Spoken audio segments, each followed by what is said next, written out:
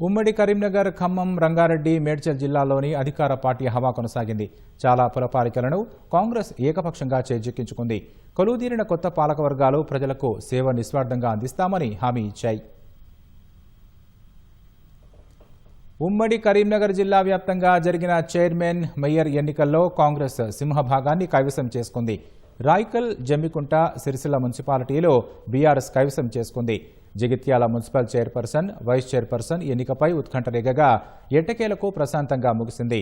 అధిష్టానం షీల్డ్ కవర్లో పంపిన డాక్టర్ సంజయ్ కుమార్ వర్గానికి చెందిన సమీన్ల వాణిని చైర్పర్సన్గా, మాజీ మంత్రి జీవన్ రెడ్డి వర్గానికి చెందిన జీనత్ పర్వీన్ను వైస్ చైర్పర్సన్గా ఎన్నికయ్యారు. ధర్మపురి పురపాలిక చైర్పర్సన్గా నాగలక్ష్మి, వైస్ చైర్మన్గా రామన్న మున్సిపల్ పీఠం అధిరోహించారు. హుజురాబాద్ చైర్పర్సన్గా సుహాసిని, వైస్ చైర్పర్సన్గా అంజలి ప్రమాణం చేశారు.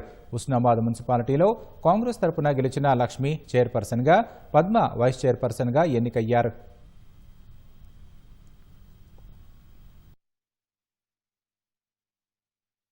ఉమ్మడి ఖమ్మం జిల్లాలోని కొత్తగూడెం కార్పొరేషన్ పురపాలికల్లో కోలాహలం మధ్య నూతన పాలకవర్గాలు కొలువుదీరాయి.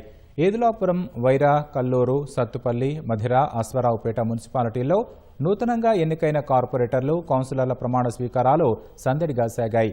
ఆ తర్వాత mayor, deputy mayor, chairman, vice chairman ఎంపిక 6 మున్సిపాలిటీల్లోనూ ఏకగ్రీవంగా ఎన్నికయ్యాయి. నూతనంగా ఎన్నికైన ప్రజాప్రతినిధులతో ప్రమాణ స్వీకారం చేయించారు. రంగారెడ్డి జిల్లాలోని 6 మున్సిపాలిటీల్లో 5ంటిని కాంగ్రెస్ సొంతం చేసుకుంది. కొత్తగా ఏర్పడిన చేవెళ్ల, మొయినాబాద్ మున్సిపాలిటీలతో పాటు శంకరపల్లి, షాద్నగర్ మున్సిపాలిటీలు హస్తగతమయ్యాయి. ఆమన్గన్ మున్సిపాలిటీలో ఒకే ఒక స్థానం గెలిచిన కాంగ్రెస్ పక్కా వ్యూహంతో బీజేపీ మద్దతుతో ఆ మున్సిపాలిటీని కైవసం చేసుకోవడంతో ఆ పీఠంపై బీఆర్ఎస్ పెట్టుకున్న ఆశలు అడియాసలయ్యాయి. మేడ్చల్ జిల్లాలోని 3 మున్సిపాలిటీల్లో 2 బీఆర్ఎస్కు, 1 కాంగ్రెస్కు దక్కాయి. 20 వార్డులున్న ఆలియాబాద్ మున్సిపాలిటీలో కాంగ్రెస్కు 8, బీఆర్ఎస్కు 7, బీజేపీకి 3, బీఎస్పీకి 3 స్థానాలు రాగా స్వతంత్ర అభ్యర్థి 1 స్థానంలో గెలిచారు.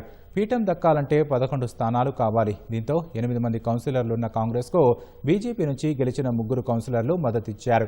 దీంతో ఆలియాబాద్ చైర్మన్గా హస్తం పార్టీ నుంచి శిరీష, వైస్ చైర్మన్గా బీజేపీ నుంచి మాలతి ఎన్నికయ్యారు.